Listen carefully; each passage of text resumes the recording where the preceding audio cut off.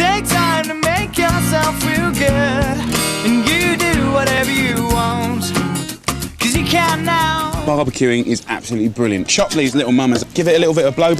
The show is called Jamie at Home. His name is Jamie and he's cooking at home. Right, absolutely delish. Stick to me, baby. The oh-so-simple format now airs in 108 countries, including the US. Straight in the ashes. Success, like this, has given a snot-nosed chef from England the confidence to make suggestions to the most powerful man in the world. Thank you very much.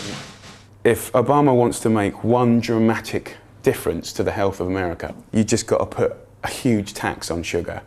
Because I tell you what, it is so cheap and there's 4 times too much sugar going in everything across the board. Americans eat on average 156 pounds of sugar every year, and that's climbing. But if the trend was radically reversed? In 5 years, America would get lighter, healthier, more intelligent and happier. Do you know what I mean? End of story. Oliver is the enfant terrible of the kitchen. His mission, to make the world eat well, care for ourselves and care for the animals we devour. He likes you. Oliver was born for this. He grew up above his dad's pub, then as a young line cook in a London restaurant in the mid-90s. His cheeky grin, awesome talent and authentic voice of English youth. There ain't no mucking about with that, is there? Soon caught the attention of publishers and TV producers. Look at that.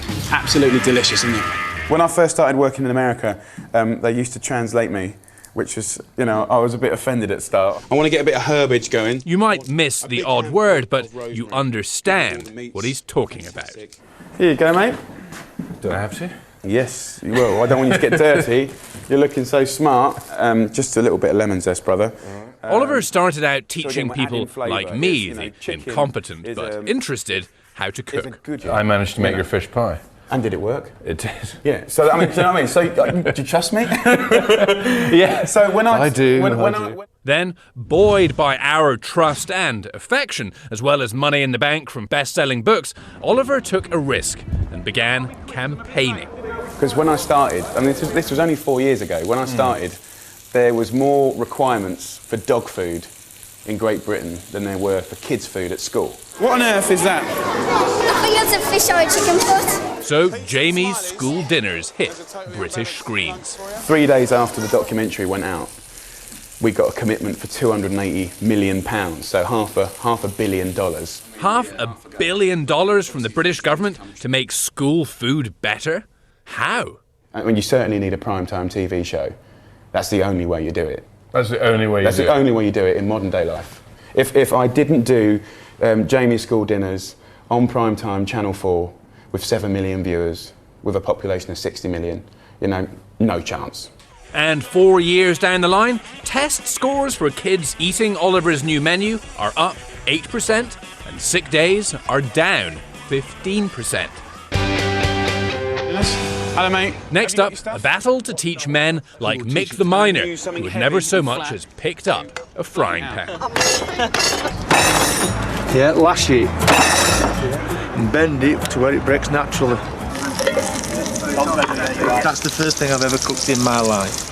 Spot on. Put it there, bro. That's fantastic. And that recipe changed his life forever. And I'm not being soft, because I ain't soft. You know, you just watch it. He's cooking, I'd say he cooks 5 times a week. And he did think it was just woman's work, didn't he? Oh, he did. He did think it was woman's work. Without a doubt, I've took this kitchen over.